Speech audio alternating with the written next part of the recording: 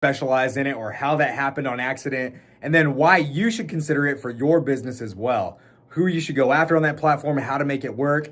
So about 6 years ago, I was working for an agency, and essentially if I wasn't actively designing a case or selling to a client, it was my job to go out and recruit more advisors for our agency or to go and get more clients to be able to sell to.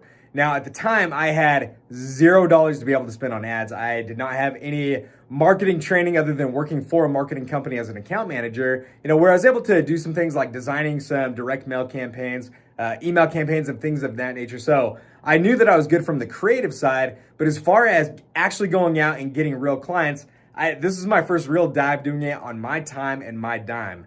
And so what I started to do was go out and design websites, and I really just stumbling around.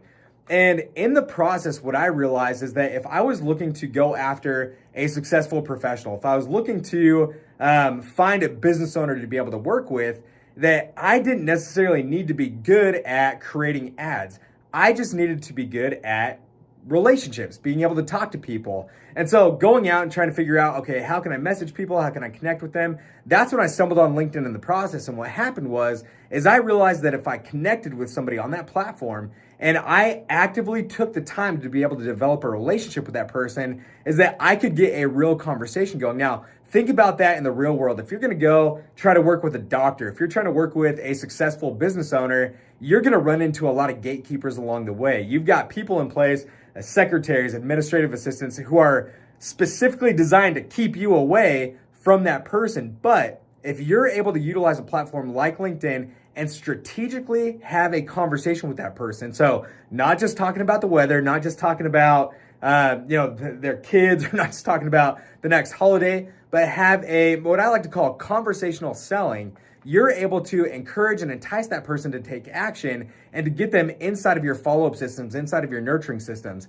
And that's when I decided that I was going to go super deep on this, because I was able to help clients generate hundreds of thousands, millions of dollars in revenue without spending a single dime on ads.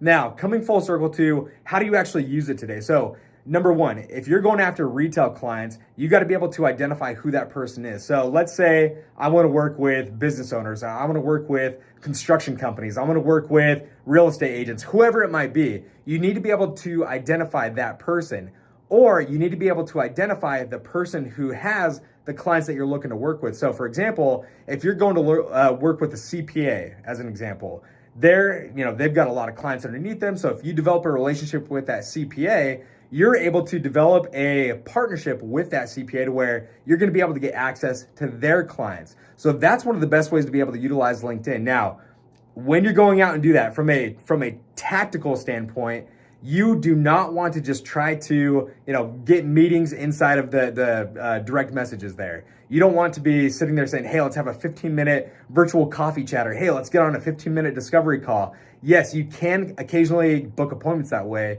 but most people are busy. If you're looking at working with somebody who's successful, whether that's a business owner or a professional, they don't have time to just sit there and message somebody back and forth, right? So that's where you got to be able to implement the follow-up systems. That's where I see a lot of entrepreneurs, agents, advisors failing in the LinkedIn marketing process, is they're going out very heavy-handed and just trying to connect with as many people as possible, trying to book meetings inside of the DMs. But what you want to do is you want to be able to actually develop a real relationship with that person. You want to be able to help them see that you're a real person, that you're able to add value to their life.